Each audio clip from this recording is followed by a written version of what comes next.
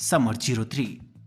Life में बुढ़े लोगों की सलाह बहुत जरूरी होती है, खासकर जब वो टपकने वाले हो। तो यह है डॉटी। बुढ़ी का आखिरी टाइम चल रहा होता है, कभी भी टपक सकती है। तो ये अपनी पोती जेमी को उसके लाइफ का सबसे बड़ा ज्ञान देती है, या फिर मकसद, कि बेटी ध्यान से सुनो, मैं जो तुमसे कहने जा रही हूँ वो किसी में हिम्मत नहीं है तुम्हें बताने का।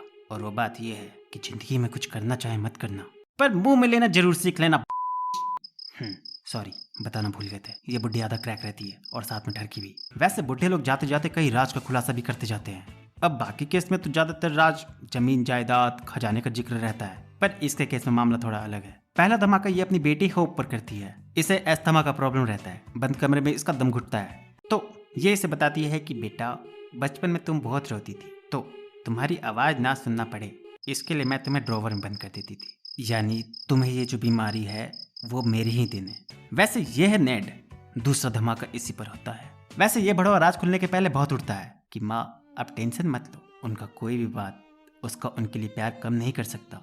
पर जैसे ही बुढ़ी इसे ये बताती है कि बेटा जो तेरा बाप था, यानी जिसको तुम बाप समझता था, वो तेरा बाप नहीं था, ये तंतना जाता है। जितना शांत और संस्कारी ये पहले बन रहा था, राज खुलने के बाद इसका दिमागी संतुलन हिल जाता है। और सबसे बड़ा सदमा तो इसे तब लगता है जब राज बताते ही बुढ़ी टपक लेती है। एक सेकंड में इसका पूरा जीवन अंधकार में चला जाता है। जाते जाते बुढ़िया ने जो इन लोगों की जिंदगी में माचिस मारी थी, उससे इन लोगों का इतना सटक जाता है कि जब उसे दफनाने के लिए इनसे पूछा जाता है कि वो उसे कैसे दफनाना चाहेंगे, यानी किस तरह के ताबूत में, तो इनका रिएक्शन एक ही रहता है, ताबूत।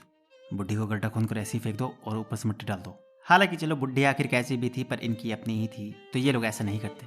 पर अब यहाँ से जो उसे दफनाने के बीच जो तमाशा होने वाला है वो और नेक्स्ट लेवल का रहता है। तो शुरुआत होती है नेट से। यह रात में ही हॉस्पिटल से अपने असली बाप को ढूंढने भाग जाता है, बुढ़ी का क्रियाक्रम किए बिना। जिससे यहाँ होता यह है कि बुढ़ी के क्रियाक्रम का सारा जिम्मा अचानक सिरा पर आ जाता है, यानी नेट की बीवी पर, और इसका दिमागी संतुलन हिल जाता है। क्योंकि जाते जाते बुढ़ी ने इससे यह कहा था कि दुनिया में सबसे ज्यादा नफरत वो उसी से करती थी। तो इसे समझ नहीं आ रहा होता कि जो इंसान जाते जाते उसे गलिया कर गया है उसके लिए वो आंसू कैसे बहाएगी, और अगर वो नहीं रोई तो फिर चार लोग क्या कहेंगे। यही ना कि बहू चाहती ही थी कि सांस टपक जाए। खैर ये सब एक तरफ, अब आते हैं उस पर जिसके लिए ये कहानी लिखी गई है, यानी जेमी पर। तो बाकी सबका तो पता नहीं, पर इसके दिमाग में बुढ़ी के बाद टैटू की तरह छप गई होती है। तो ये बुढ़ी की आखिरी इच्छा पूरा करने निकल पड़ती है। सबसे पहले तो इसके पास ऑप्शन था कि ये मार्च, यानी इसका दोस्त जो इसे बहुत प्यार करता था, उससे शुरुआत करे। पर क्योंकि ये उसे फ्रेंड जोन कर चुकी थी, तो ये नया शिकार ढूंढती है। और यहाँ इसे मिलता है ल्यूक। ल्यूक को देखते हैं इसे उससे पहली नजर में ही प्यार हो जाता है। पर ज्यादा खुश होने की जरूरत नहीं है, ये कोई स्पेशल बात नहीं है। हर लड़की का यही हाल है, जो उनसे प्यार करता है उसे छोड़कर पूरा दुनिया उन्हें खूबसूरत लगता है। तो इसका भी सेम हाल था। मार्क की जगह अगर ल्यूक क्या, अगर इसे केचुआ भी दिखता तो ये उससे भी प्यार कर लेती। खैर ये हवस की प्यासी उसके प्यार में गिर तो जाती है, पर क्योंकि वो चर्च का मेंबर था तो वो इसे भाव नहीं देता। जिसके बाद बस फिर क्या, ये बात बेचारी की ईगो पर ले जाती है। पर क्योंकि इसे बुढ़िया की आखिरी ख्वाहिश पूरी भी करनी थी, तो ये फाइनली मार्च के पास ही वापस जाती है। लड़कियां लड़कों को फ्रेंड जोन इसलिए करती है ताकि अगर बाहर का पिज्जा खाने ना मिले तो घर का चावल है ही पेट भरने के लिए। खैर अब क्योंकि मार्च को भी कोई एक्सपीरियंस नहीं था, तो इस लड़कों को इसके इशारे समझ नहीं आते। वैसे इसमें इसकी भी कोई गलती नहीं थी। अब जिंदगी भर ये इसे दोस्त की तरह ट्रीट करेगी, तो ये भी तो इसे दोस्त की तरह ही ट्रीट करेगा ना। तो ये इसे उठाकर पानी में फेंक देता है। एक सेकंड में इसका सारा हवस उतर जाता है और ये रोते रोते यहाँ से निकल जाती है। पर होल्ड ऑन, आखिर इसकी नसों में भी तो बुढ़िया का ही खून दौड़ रहा था ना।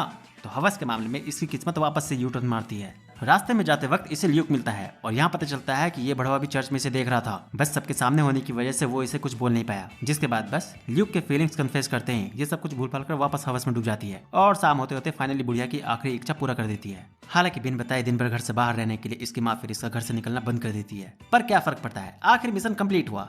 वैसे नहीं, फर्क तो पड़ता है। बेचारी का ठड़क और भड़क जाता है और ये बाहर निकलने के लिए छटपटाने लगती है। वैसे इसी बीच नेड वापस आ जाता है अपने असली बाप को लेकर, और ये बुढ़ा बुढ़िया से ज्यादा हरामी था। बुढ़िया तो सीरा को सिर्फ ताना मारती थी, ये बुढ़ा उससे सीधा सीधा गलिया देता है। यहाँ सीरा का दिमाग पूरी तरह से सटक जाता है कि साला पहले बुढ़िया को झेलते झेलते आधा जिंदगी बीत गया और अब उसकी जगह ये बुढ़ा आ गया जो बिना बात इसे गलिया जा रहा है। पर बेचारी करे भी तो क्या, अपने बाप से मिलकर नेट फाइनली खुश था। खैर नेट के वापस आ जाने से जेमी का काम आसान हो जाता है। माँ ने इसे घर से बाहर निकलने से मना किया था, तो ये अपने बाप की खुशी का फायदा उठाकर उससे बाहर जाने की इजाजत ले लेती है। पर हर चीज हमेशा आपके मन के मुताबिक हो ऐसा जरूरी नहीं। तो इस बार जब ये ल्यूक के साथ गपागप कर रही होती है, तब इन्हें पुलिस पकड़ लेती है, क्योंकि जहाँ ये लोग ये सब कर रहे थे वो प्राइवेट प्रॉपर्टी थी। कहे थे ना, हवस में आदमी अंधा हो जाता है। जिसके बाद बस फिर क्या, पुलिस इसके माँ बाप को बुलाती है और शर्म के मारे इसका चुल्लू भर पानी में डूब मरने का मन करता है।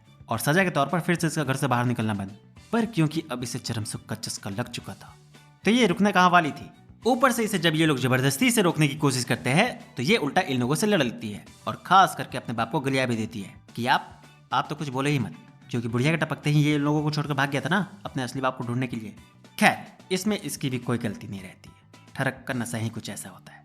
पर बेचारी को पता नहीं था कि नशा चाहे कैसा भी हो, चढ़ता है तो उतरता भी है। खैर अब पता चल जाएगा। तो जब ये घर से वापस भागकर ल्यूक के पास जाती है तब ल्यूक इससे कहता है कि देख बहन, जो हुआ सो हुआ, तुम तो लड़की तुम बच जाएगी, पर अगर हम दोबारा तेरे साथ पकड़े गए तो मेरा बाप बेल्टे बेल्ट मारकर मेरा चमड़ी उधेड़ देगा। तो प्यार गया तेल लेने, रात खत्म बात खत्म, सब खत्म खत्म, टाटा बाय बाय, साफ शब्दों में ब्रेकअप। ल्यूक की बात सुनकर इसका दिमाग सटक जाता है। थोड़ी देर तो इसे यकीन ही नहीं होता आखिर इसके साथ अभी अभी हुआ क्या, क्योंकि बेचारी इस मोमेंट के लिए घर में कितना ड्रामा की थी। खैर क्योंकि ये बेचारी का फर्स्ट ब्रेकअप था तो ये भी वही करती है जो ऐसी सिचुएशन में हर निब्बी करती है। नहीं, हाथ की नस वस नहीं करती, ये वापस मार्च के पास जाती है। ये मोमेंट जाना पहचाना क्यों लग रहा है। खैर अभी क्योंकि इसका खराब टाइम चल रहा है तो यहाँ इसके साथ कुछ अच्छा कैसे हो सकता है, और दोस्त से अच्छा आपकी जिंदगी के और कौन लगा सकता है। इससे मिलिए एमिली, इसकी बेस्ट फ्रेंड। वैसे आगे जो होने वाला है इसमें इसकी कोई गलती नहीं रहती। देखो हमारा हर कांड दोस्तों के लिए किसी अचीवमेंट की तरह होता है, ये मानते हो ना।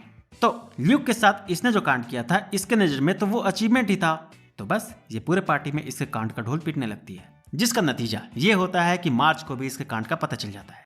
अब यहाँ का माहौल तुम लोगों को बताने का जरूरत नहीं है, और जिन लोगों को समझ नहीं आया एक बार अपने प्यार को किसी और से ठुकता हुआ इमेजिन कर लो।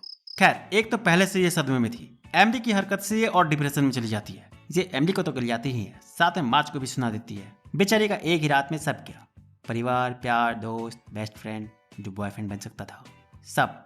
पर क्योंकि हर बुद्धू लौटकर घर को आ ही जाता है तो इसे भी अपनी गलती का रियलाइज होता है, जिसके बाद बुड्ढी के अंतिम संस्कार वाले दिन ये सबसे माफी मांगती है। पर हाँ, बुड्ढी की आत्मा चैन से ना रहे, भटकती रहे, इसके लिए ये सबके सामने बुड्ढी की पोल खोल देती है कि उसने जो कुछ भी किया उसमें आग लगाने वाली बुड्ढी ही थी। और हाँ, इसी बीच ये ल्यूक को भी कूट देती है। हालांकि ऐसा करने से इसे यहाँ से भागना पड़ता है और इस दौरान ये अपना हाथ पैर सब तोड़ देती है, पर ऐसा करके इसके दिल को ठंडक मिलता है। और क्योंकि ये हॉलीवुड मूवी है तो इसके माँ बाप को भी अपनी अपनी गलती का रियलाइज होता है कि अपने चक्कर में उन लोगों ने बच्चों पर ध्यान ही नहीं दिया, जिसके बाद आखिर में ये लोग भी इसे माफ कर देते हैं।